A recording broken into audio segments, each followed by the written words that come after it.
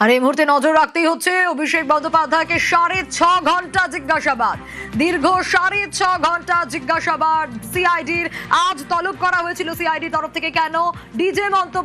DJ মন্তব্যের জন্যই অভিষেক বন্দ্যোপাধ্যায়কে সিআইডি জিজ্ঞাসাবাদ করার জন্য ডেকেছিল আজ। এবং ভোট প্রচারে উস্কানিমূলক মন্তব্যের অভিযোগ ছিল। ডিজে বাজবে 4 তারিখ 1টার পর থেকে, রবীন্দ্রসঙ্গীতের সঙ্গে সঙ্গে ডিজে বাজবে মন্তব্য করেছিলেন অভিষেক বন্দ্যোপাধ্যায়।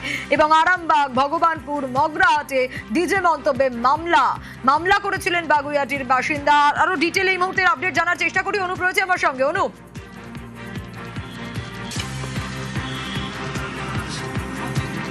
দীর্ঘ 6.5 ঘন্টা পরে অভিষেক বন্দ্যোপাধ্যায় তিনি কিন্তু বেরোলেন সিআইডি দপ্তর থেকে। তাকে টানা 6 ঘন্টা জিজ্ঞাসাবাদ করা হয়েছিল। 12টার আগে ঠিক 11টা যখন 56 তিনি প্রবেশ করেন সিআইডি দপ্তরে। তার পরবর্তী করতে দেখা যায় 12:30 থেকে তাকে জিজ্ঞাসাবাদ শুরু করা হয় এবং এইমাত্র অভিষেক বন্দ্যোপাধ্যায় তিনি বেরিয়ে গেলেন। যে ভোটের সময়, ভোটের আগে যে উস্কানিমূলক মন্তব্য অর্থাৎ ডিজে বাজানো যে মন্তব্য করা হয়েছিল, সেই পরিপ্রেক্ষিত থেকে নোটিশ করা হয়েছিল।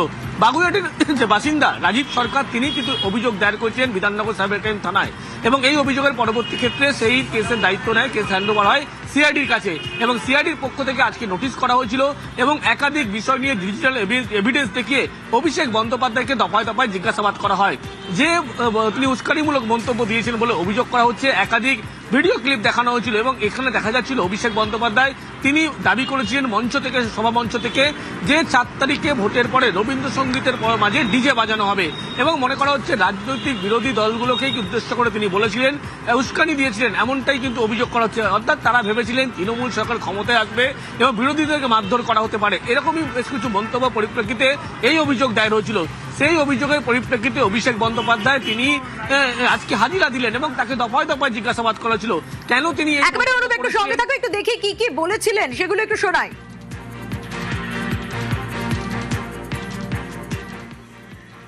আমি অমিত শাহকে বলবো, গুজরাটের কোন গুন্ডা এসে বাঙালিকে ভয় দেখানোর মতো এখনো সৎ সাহস ভারতের মাটিতে কারোর জন্ম হয়নি। আর আপনার যদি বুকের পাটা থাকে আর আপনি যদি বাপের বেটা হন, 4 তারিখ দুপুরে কলকাতায় আর বাংলায় থাকবেন, 12টার পর দেখা হবে অমিত শাহ, কথা দিয়ে যাচ্ছি। 4 তারিখ সন্ধে অবধি অপেক্ষা করতে হবে না, 1টার পর থেকে ডিজে বাজবে রবীন্দ্রসঙ্গীতের সুরে। কে কত বড় নেতা আমি তালিকা তৈরি করে রেখেছি, ব্লক ধরে ধরে, পঞ্চায়েত ধরে ধরে, সুদে আসলে হিসেব হবে। 4 তারিখ 12টার পরে কোন জল্লাদের কত ক্ষমতা আর কার দিল্লির বাবা কাকে বাঁচাতে আসে আমি 4 তারিখ দেখব। অনুপ, একদিকে আমরা যে অভিযোগগুলো উঠে আসছিল, যে অভিযোগের ভিত্তিতে এই তলব, সেইগুলো আমরা দেখছিলাম যে কিভাবে রীতিমতো হুঁশিয়ারি দিয়েছিলেন অভিষেক বন্দ্যোপাধ্যায়। তো আজ 6.5 ঘন্টা প্রায় জিজ্ঞাসাবাদ করা হলো তাকে। অন্যদিকে অভিষেক বন্দ্যোপাধ্যায়ের পিএ, তার বিরুদ্ধেও তো লুকআউট নোটিশ জারি হলো।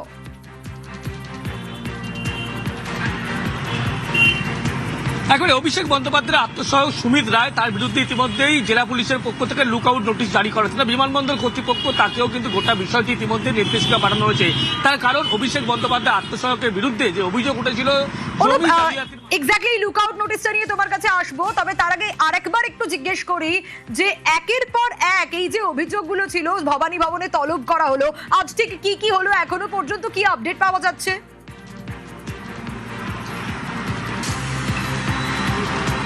অভিষেক বন্দ্যোপাধ্যায় আজকে ভবানী ভবন তলব করা হয়। সেক্ষেত্রে লক্ষ্য করা যায় যে একটি অডিও ক্লিপ বারবার দেখানো হয়েছিল এবং সেখানে কিন্তু সোশ্যাল মিডিয়া থেকে শুরু করে একাধিক সংবাদ মাধ্যম সেখানেও দেখানো হয়েছিল যে মন্তব্য তিনি করেছিলেন। ভগবানপুরে প্রথম একটি মন্তব্য করে জনসভায়, পরবর্তী ক্ষেত্রে মগরাহাট, তারপরে দেখা যায় আরামবাগ, একাধিক জনসভায় তিনি কিন্তু একাধিক মন্তব্য করেছিলেন।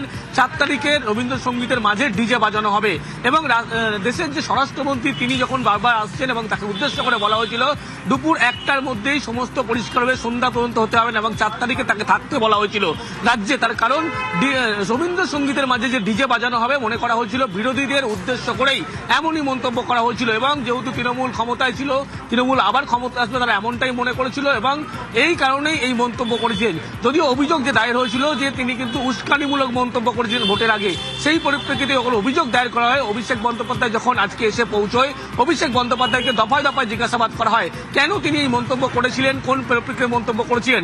একজন জনপ্রতিনিধি জনপ্রতিনিধি হয়ে কিভাবে মন্তব্য তিনি করলেন, বা কোনো দলীয় স্ক্রিপ্ট কেউ লিখে দিয়েছিল কিনা যাই মন্তব্য করার জন্য, এই সমস্ত বিষয়। অন্যদিকে দেখা যায় অভিষেক বন্দ্যোপাধ্যায়কে দফায় দফায় জিজ্ঞাসাবাদ করা হয় এই অডিও ভিডিও ক্লিপ দেখিয়ে। তার কারণ অভিষেক বন্দ্যোপাধ্যায় যেও মন্তব্য করেছিলেন যা কিন্তু উস্কানিমূলক বলে মনে করা হয়েছিল, এবং অভিষেক বন্দ্যোপাধ্যায় প্রত্যেকটি পোস্টের উত্তর দিয়েছেন বলে এমনটাই খবর। তার কারণ অভিষেক বন্দ্যোপাধ্যায় জিজ্ঞাসাবাদে এমনটাও জানিয়েছেন যে ভোটের আগে কিন্তু এই মন্তব্য তিনি করেছিলেন, উস্কানিমূলক কোনো মন্তব্য তিনি করতে চাননি, শুধুমাত্র কর্মীদেরকে উদ্দেশ্য করেই তার এই মন্তব্য করেছিল। আচ্ছা। ভোটের আগে যেমন বিভিন্ন নেতৃত্ব একাধিক মন্তব্য করে থাকেন, সেক্ষেত্রে তিনিও এমনটা করেছেন।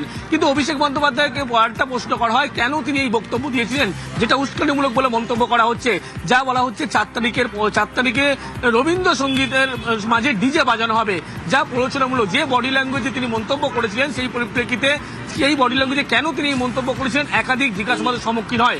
যদিও তদন্তকারী আধিকারিকদের তিনি জানিয়েছেন ভোটের আগে শুধুমাত্র তিনি এই মন্তব্য করেছিলেন, তার মধ্যে কোনো উস্কানি বা কোনো কিছু দেওয়ার কোনো প্রবণতা একেবারে ছিল না। একটু সঙ্গে থাকো। ভোট প্রচারে উস্কানিমূলক মন্তব্যের অভিযোগ ছিল, যেখানে আরামবাগ, ভগবানপুর, মগরাহাটের ডিজে মন্তব্যে মামলা করেছিলেন বাগুইয়াটির বাসিন্দা, আর তার অভিযোগেই তদন্ত করছেন সিআইডি আধিকারিকরা।